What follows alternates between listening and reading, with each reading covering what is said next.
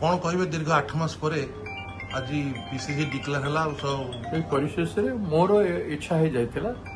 जब ओडिशा कांग्रेस तैयारी करने मो दायित्व नहीं बोली मोर बहुत दिन इच्छा थिला मते पार्टी विश्वास कला मोर नेता श्रीयुक्त राहुल गांधी जी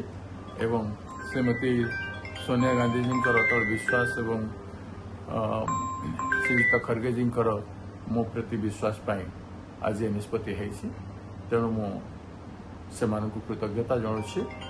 और समस्त कांग्रेस जन को मोर अतीत मुझे कम कर स्नेह सदा पाई आसी सहयोग आशीर्वाद मुझे और समस्त को नहीं कम करने मो कठिन परिश्रम करी समस्त सम्मान सुरक्षा करने मोर कर्तव्य कांग्रेस तैयारी करने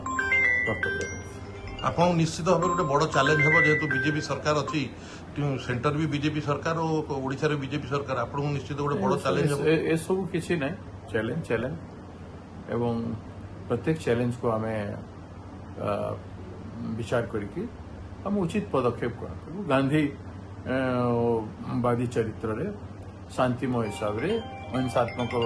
विचारधारा को धरिकी व्यापक संगठनात्मक कार्यक्रम भाव प्रत्येक नैरेटिव को लेकिन इश्यू को लेकिन एवं आसंता दिन कांग्रेस तैयारी कर